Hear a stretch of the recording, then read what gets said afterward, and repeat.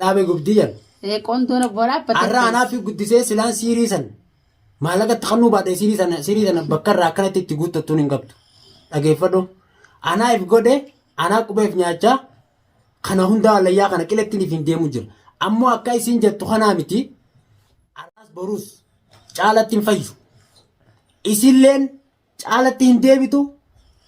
Anaa fi caalallee boodallee osoo walitti deebitu kataateewu gartee miti yoo tarii nasiibni keessi tolchee na dhageeffadhu malee mucaan kee kun guddatee si deebise mucaa kee turan dhaabbadhu.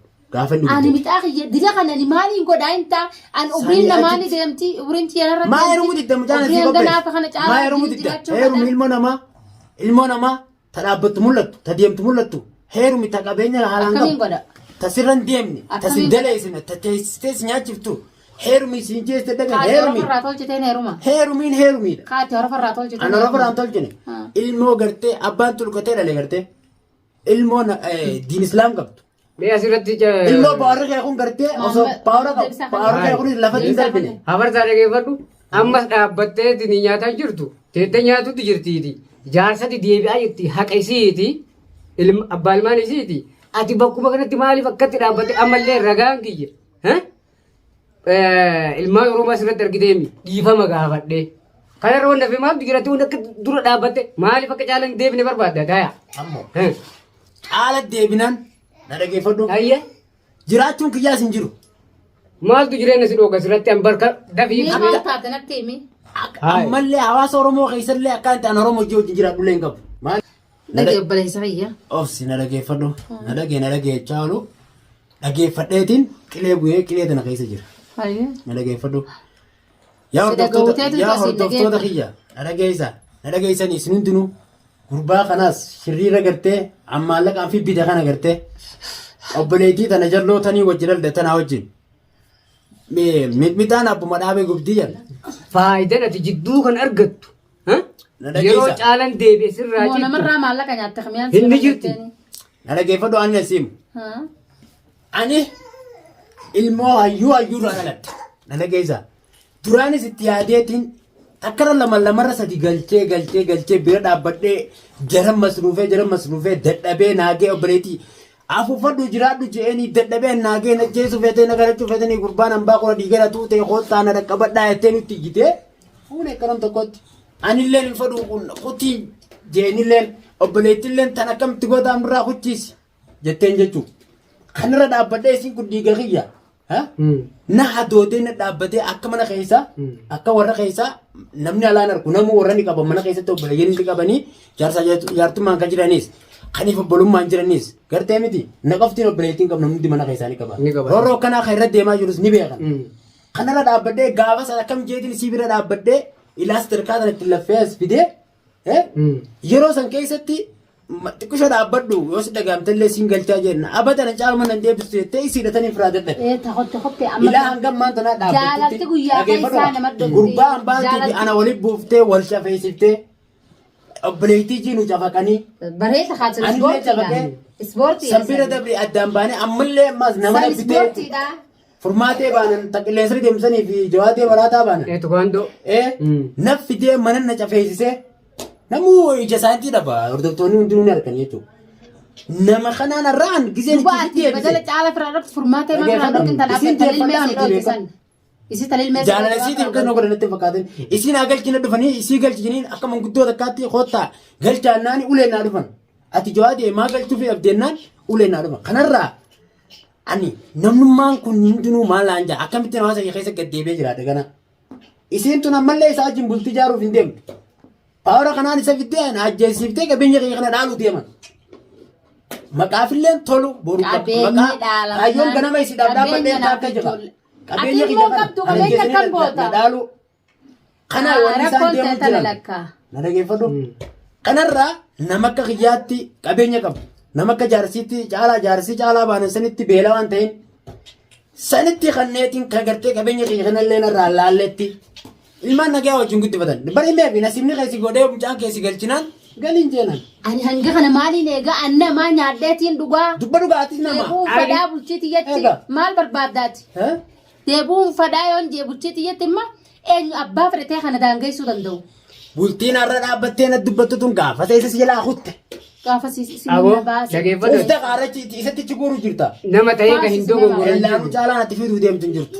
Caalaan ani ijaarraa baafachuu deemu hin jirtu. Nama ta'ee kan hin dogongorre hin Ijaa jiru. barsiime nama Dogongorri raafaa. sun Ijaa nama eenyu silaalesse. kan ammoo nama Furmaata fayyisa. dhaqi furmaata irraa kafala ijaa. Furmaata yaa. Furmaata irraa gamtiin kafala. Nama na Furmaata fidee kan beeka. barteesse yoo Nama na hojjetu fidee. Nama na fidee barboo dhufanii distiin tolu kaanii miila kan hojii eegala kana lafa nu shorreessanii bara. Nama biraatiif akkas hin taane obboleettii keetiif taatemi. Aboon aan taane Ammas badiisaa bultii isa ofii godhe. keessatti haa deebitu. Baditeessi godhe. Hordoftoonni illee akka nu dhagaanitti. Ani amma Bultii ofii keessatti haa deebitu. Hin deebi'aa caalaa hin galfadha jedhaa jirtiimi. Ati immoo Ati bakka kanaa dhaabbadhu soddaa keeti gurbaan kuni. na qobalchiifte. Dhaabbadhu. Na qobalchiifte. Si qobalchiisi si keessa Of sigaa. irra ciisi ilaalime. siifi caalaa walittiin isin araarsaa. Meedhagee wantaan qabaaf ati Dhiifama si gaafadhu maasamti. asirratti. Eega gartee isii caalaadhaaf dhimmamtee isii galchuu dhufte.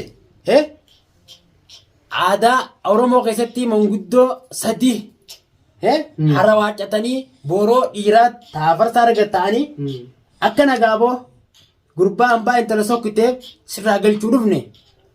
Takkanaati naan jettee beektaa. Hawaasni Oromoo akkasii quba qabnu jira. Caalaan takkaa nama akkasitti ergatee an kallooti irraa deemaan galchinaa jeereeniin qaba. Guyyaa tokko nama tokko natti ergee qaba. Amma naaggalu deema fadhinnaatiyaan. Fadhinnaatiyaan. Ana deebisaa biyyuu tana dhiisi ka amman guddummaan dhufne. Maaltu si fidee dhufu? Akka nama miidhamee tokkotti argiteemi. Ni hattaa Isii duuba. kana bira dhaabbachuu jira. Isiin hin deebi'aa jedhaa jirtiimi. As teessee gurbaachi maraachite. Akkama guddoo argatan feeta. Dhagee as teessee gurbaachi maraachite. Atis fuutee si gisee si ergitu.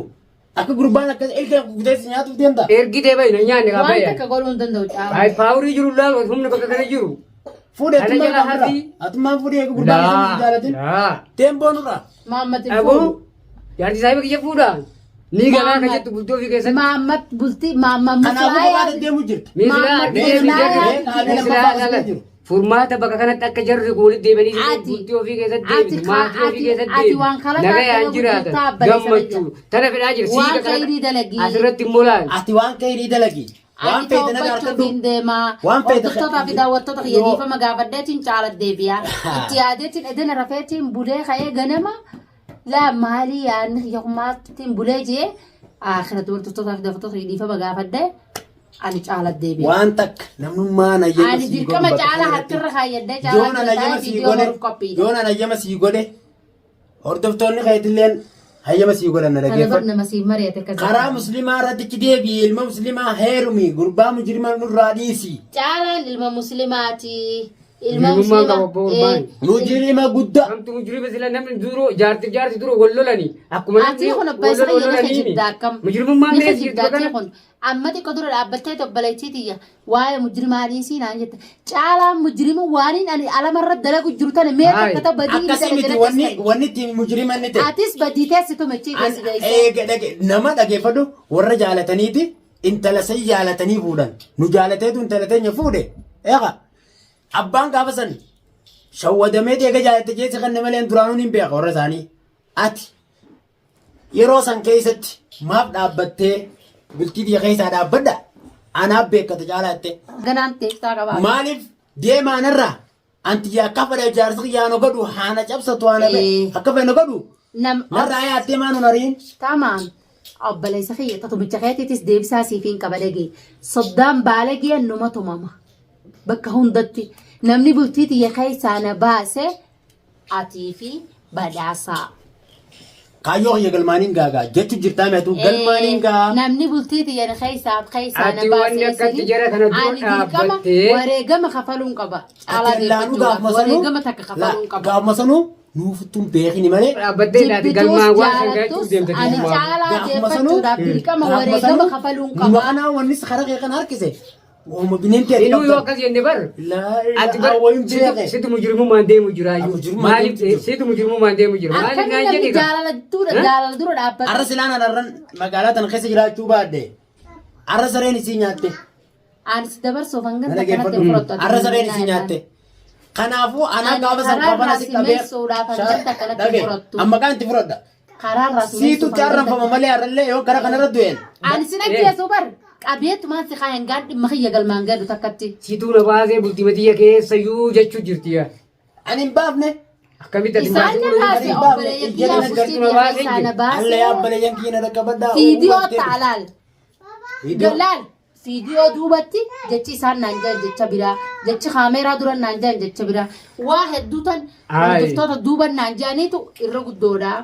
An kana hundarraa karaa ati irra deemu jirtu kanaafi karaan irra deemu jiru karra sadiidha hordoftoonni koomantii jalan nu haa kaa'u.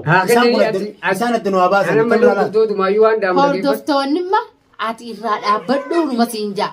Tamaan boru hordoftoonni waan hordoftoonni yaada isaan waan jettan yaada qabdan nama hordoftoonni daawwattoonni. Siiriidhaan nama dhamaaftu magaalaa dhamaaftu haa maqaa keessan balleessitu dhiisee yoo naan jan hin dhiise.